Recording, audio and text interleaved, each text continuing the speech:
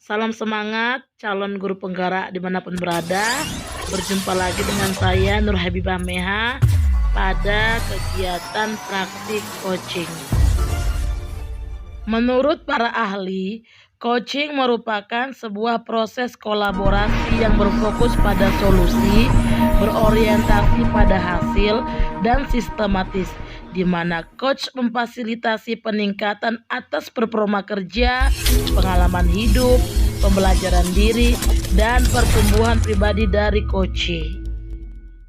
Berikut hasil rekaman coaching pada ruang kolaborasi. Assalamualaikum warahmatullahi wabarakatuh. Waalaikumsalam warahmatullahi wabarakatuh. Dalam praktek coaching ini, untuk kasus pertama, yang berperan sebagai coach adalah Ibu Nur Habibah Meha, yang berperan sebagai coachee adalah Ibu Ripa, dan sebagai pengamat adalah saya, Hotmaria Suryani. Untuk mempersingkat waktu, untuk praktek coachingnya saya persilahkan kepada Ibu Nur Habibah Meha. Silahkan Ibu. Ya, terima kasih buat Maria. Selamat pagi Nak Ripa. Selamat pagi Ibu. Sehat Nak? Alhamdulillah sehat Bu. Ibu kangen nih ngobrol sama Nak Ripa. Boleh kan Nak? Iya Ibu, boleh.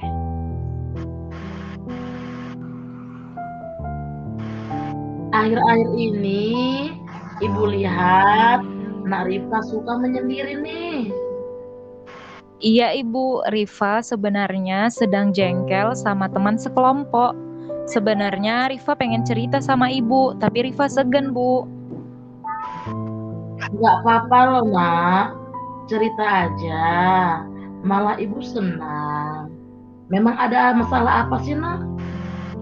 Begini Bu, Rifa nggak suka sama kawan satu kelompok.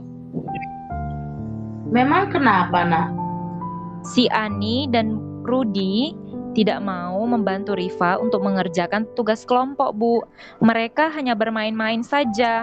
Makanya tugasnya hanya Rifa sendiri yang mengerjakan, Bu. Oh, jadi mereka gak mau bantuin? Iya, Ibu. Mereka tidak mau membantu Rifa. Kemudian mereka itu hanya ribut dan membuat berisik, Bu. Memang setelah Ibu periksa tugas yang Ripa kumpulkan itu memang hasilnya gak bagus, tapi kan lebih bagus lagi kalau dikerjakan secara bersama-sama. Nah, jadi Nak Ripa masih mau gak ini gabung dengan kelompoknya? Sebenarnya Rifa masih pengen Bu kerja kelompok. Soalnya terkadang ada soal-soal yang sulit. Jadi kalau dikerjakan bersama itu akan lebih menyenangkan. Lagi pula Rifa juga merasa sunyi Bu kalau sendirian. Oh, jadi Ripa mau gabung lagi nih sama kelompoknya? Mau sih Bu, tapi takutnya mereka tetap berisik Bu, nggak mau bantuin Rifa. Oke, apa yang sudah pernah Rifa sampaikan kepada mereka? Nah sebenarnya sih Bu, Rifa hanya marah-marah saja kepada mereka. Setelah Rifa marah-marah, bagaimana reaksi mereka? Mereka marah kembali kepada Rifa Bu. Pernah nggak Rifa berbagi tugas dengan mereka? Belum pernah sih Bu.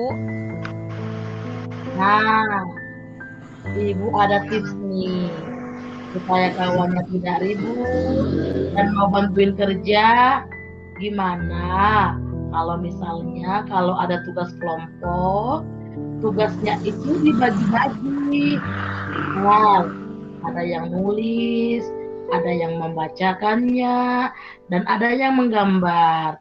Jadi setiap orang merasa dibutuhkan dan mereka juga tidak memiliki kesempatan lagi untuk ribut. Gimana Nak Ripa? Iya ya Bu, selama ini Rifa memang tidak pernah berbagi tugas dengan mereka. Semua Rifa kerjakan sendiri. Jadi pengen nih gabung kepada kelompok-kelompok Rifa Bu. Nah, menurut Rifa, kalau Rifa ingin bergabung kembali, apa kendala yang Rifa hadapi? Nah, Rifa rasa ketika Rifa bergabung kembali, mereka akan cuek Bu. kalau mereka cuek, apa yang akan Rifa lakukan? Yang pertama, Rifa akan minta maaf terlebih dahulu Bu, dan menyampaikan apabila ada tugas kelompok sebaiknya kami mengerjakan bersama. Jadi Rifa akan membagi tugas-tugas masing-masing anggota kelompok, jadi semua teman-teman bisa bekerja aktif Bu. Wah, keren Nak Rifa. Terima kasih Bu atas pencerahannya. Rifa berjanji akan selalu bekerja sama apabila ada tugas kelompok. Ingat janjinya ya Nak. Siap Ibu, saya akan berbagi tugas dengan kelompok dan juga memberikan tugas mereka agar memperoleh hasil yang lebih baik dan tugas terasa lebih ringan Bu. Terima kasih Ibu untuk waktunya. Sama-sama Nak. Baik, Ibu-ibu, saya sebagai pengamat akan menyampaikan hasil observasi saya terkait proses praktik coaching model Tirta yang sudah dipraktekkan oleh Ibu Nur Habibah Meha sebagai coach dan Ibu Rifa sebagai coach. Adapun langkah model Tirta yang pertama, tujuan. Tujuan terlihat jelas dalam praktik coaching. Melalui pertanyaan dan rasa ingin tahu coach tentang si coach atau siswa, maka si coach terpancing untuk mengungkapkan tujuan coaching. Dalam hal ini ada tanggapan ataupun jawaban dari siswa atau si coach. Iya Bu, Rifa sebenarnya jengkel sama kawan kelompok Rifa, pengen cerita sama Ibu. Dalam hal ini, siswa butuh bantuan untuk penyelesaian masalahnya. Kemudian langkah kedua, identifikasi. Tahap identifikasi di sini juga terlihat dalam praktik coaching yang sudah dilakukan. Hal ini dapat dilihat dari coach yang berulang kali mengajukan pertanyaan mengapa dan pertanyaan lain untuk mengidentifikasi permasalahan si coach. Memang kenapa Nak? Oh, mereka tidak mau bantuin. Dalam hal ini, coach memancing agar si coach dapat menyampaikan penyebab masalah yang dia hadapi.